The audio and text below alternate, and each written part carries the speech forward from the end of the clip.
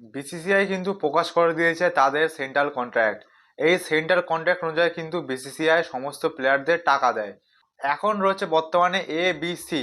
আগে যখন এরকম কন্ট্রাক্ট প্রকাশ করতো তখন কিন্তু এ প্লাস কন্ট্রাক্টও ছিল, কিন্তু এখন সেসব নেই, এখন খালি এ, বি আর সি। এমন অনেক প্লেয়ার আছে যারা কিন্তু ভারতের হয়ে ভালো পজিশনে দিয়েও কিন্তু এই সেন্ট্রাল কন্ট্রাক্ট থেকে বাদ পড়েছে। তাদের মধ্যে একটা অন্যতম নাম মোহাম্মদ শামি। তাকে কিন্তু সেন্ট্রাল কন্ট্রাক্টে যখন নাম প্রকাশ করেছে সেই তালিকায় কিন্তু মোহাম্মদ শামির নাম নেই। তাহলে কি আমরা ধরে নেব মোহাম্মদ শামিকে বিসিসিআই গৌতম গম্ভীরের কোচের আন্ডারে কিন্তু মোহাম্মদ শামির ক্যারিয়ার শেষ হয়ে গেল? সারফরাজ খানের নাম নেই। মুকেশ কুমার যে কিনা দুর্দান্ত বোলিং করতো তাকেও নেয়নি বিসিসিআই। অর্থাৎ সেন্ট্রাল কন্ট্রাক্টে এই দুজনের তিনজনের যে গুরুত্বপূর্ণ তিনজনের নাম, যারা কিনা কোচ রাহুলের আন্ডারে, রাহুল দ্রাবিড় এর আন্ডারে যথেষ্ট ভালো পারফরমেন্স দিয়েছিল, কিন্তু কোচ গৌতম গম্ভীর আন্ডারে পুরোপুরি বাদ পড়ে গেছে। খবর এরকমও আছে যে যখন এই বিসিসিআই সেন্ট্রাল কন্ট্রাক্টগুলো তৈরি করে, যখন প্লেয়ারদের দেখে, তার সেটা নাকি তৈরি করেছিল সেপ্টেম্বর নভেম্বর মাসে। তৈরি করার পর এখন 2026-এ প্রকাশ করেছে, মানে 2025-এর শেষে প্রকাশ করার কথা, সেটা এই জানুয়ারি ফেব্রুয়ারিতে প্রকাশ হয়েছে। সেই জন্য অনেক এমন প্লেয়াররা যারা যারা ভালো খেলছে, যেমন ঈশান কিষান যে কিনা টি-20 বিশ্বকাপে খেলছে, তাকে কিন্তু নেওয়া হয়নি, মানে তার নাম কিন্তু প্রকাশ করা হয়নি এই সেন্ট্রাল কন্ট্রাক্টে। রাবি বিষ্ণয়ের নাম প্রকাশ করেছে গ্রেড সিতে। রাবি বিষ্ণয়কে আমার মতে 2024-এ শেষ দেখেছিলাম টি-20 খেলতে।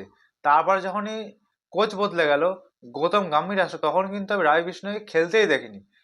কিন্তু ইদানিংকালে এই রবি বিষ্ণয় আবার ঢুকেছে, তাকে কিন্তু নাম দেওয়া হয়েছে, কিন্তু ঈশান কিষান তার আগে ঢুকলো, তার সত্ত্বেও তার নাম দেওয়া হলো না। একটা প্রশ্ন সবার মনে আসতেই পারে যে বিসিসিআই এই যে grade A, grade B, grade C কত টাকা করে দেয়।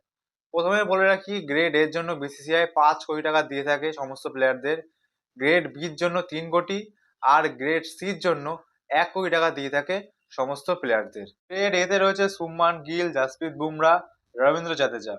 আর গ্রেড বিতে রয়েছে ওয়াশিংটন সুন্দর, রোহিত শর্মা, বিরাট কোহলি, রাহুল, মোহাম্মদ সিরাজ, হার্দিক পান্ডিয়া, ঋষভ পান্ত, কুলদীপ যাদব, যশস্বী জয়সওয়াল, সূর্যকুমার যাদব, শ্রেয়স আয়ার।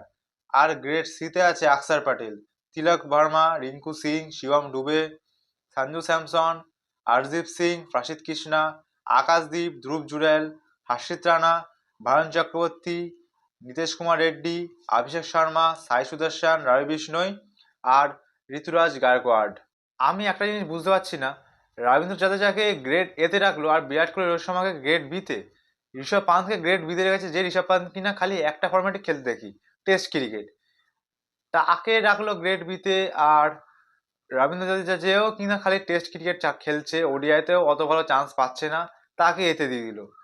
মানে একটা গৌতম গম্ভীর নিজের পছন্দের প্লেয়ারকেই অনুযায়ী দিয়েছে, মানে বলেই দিয়েছে রোহিত শর্মা আর বিরাট কোহলিকে গ্রেড এতে রাখাই যাবে না একদম। আমার মতে যারা কিনা grade A plus grade deserve করে, এ গ্রেড ডিজার্ভ করে, বি সিতে একদমই ডিজার্ভই করে না। আমি কিছু প্লেয়ার নাম বলছি, আপনার কেমন লাগে শুনে বলবেন। যেমন প্রথম নাম হচ্ছে রোহিত শর্মা, বিরাট কোহলি, হার্দিক পান্ডিয়া, জাসপ্রীত বুমরা, অক্ষর প্যাটেল। অক্ষর প্যাটেল কিন্তু বর্তমানে টি-20-র ভাইস ক্যাপ্টেন, বিশ্বকাপ হচ্ছে ভাইস ক্যাপ্টেন অক্ষর প্যাটেল। অক্ষর প্যাটেল মোস্ট আনরেটেড বলার, অলরাউন্ডার যাকে বলা যায়। 2024-এর টি-20 বিশ্বকাপে যথেষ্ট ভালো প্রদর্শনী দিয়েছিল ফাইনালে, নাহলে কিন্তু টিম ইন্ডিয়া ঝুলে গেছিল প্রায়। ওই রকম যদি না খেলতো তাহলে কিন্তু ভারত হেরে যেত। যখনই বিপদে পড়েছে অক্ষর প্যাটেল কিন্তু সবসময় পাশে দাঁড়িয়েছে। টেস্ট ক্রিকেট হোক, ওডিআই ক্রিকেট হোক, টি-20 হোক, সব জায়গায় ভালো ব্যাটিং বলি দিয়ে টিমকে জয়লাভ করেছে। তাই কিনা সিতে রিজার্ভ করেছে। সি রিজার্ভ করে না অক্ষর প্যাটেল, এই রিজার্ভ করে। তারপর আরো নাম আছে, সূর্যকুমার যাদব আছে, অভিষেক শর্মা আছে, হরদীপ সিং আছে। এরা কিন্তু ভারতের কন্টিনিউয়াস ভালো পজিশন দিয়ে আসছে। এদের কিন্তু অনেক মানে হরদীপ সিং, অভিষেক শর্মাকে কিন্তু রেখেছে হচ্ছে কি সি ক্যাটাগরি। এরা টি-20 বিশ্বকাপ খেলছে, এদের এদের জন্য কিন্তু সমস্ত ভারতবাসী মরিয়া হয়ে রয়েছে, এটা ভালো খেলবে, ভারত জিতবে।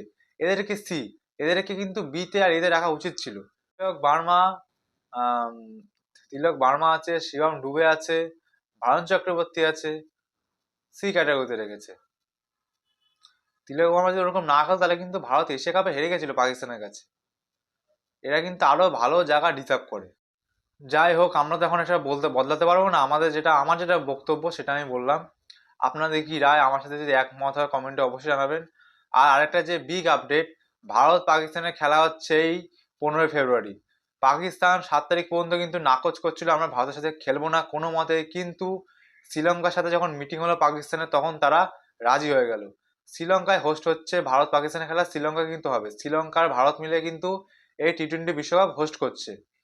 শ্রীলঙ্কা বলছে তোমরা খেলো, না খেললে তোমাদেরও লস হবে আমাদেরও লস হবে, সেজন্য পাকিস্তান রাজি হয়ে গেছে। পাকিস্তান মানে ভারত বনাম পাকিস্তানের খেলা এই রোববার 15 ফেব্রুয়ারি পুরোপুরি কনফার্ম হচ্ছে। পাকিস্তান কিন্তু আগের দিন ইউএসএ কে হারিয়ে দিচ্ছে খুব সহজেই, সেখানে কিন্তু ভারতের সাথে যখন খেলা হলো ভারত কিন্তু একটু ভরাডুবি দেখা দিয়েছিল। যাই হোক, আপনার কি মনে হয় ভারত বনাম পাকিস্তানের খেলায় কোন টিম জয়লাভ হতে পারে, কোন টিম একতরফা ম্যাচ জিতবে, কমেন্টে অবশ্যই জানাবেন।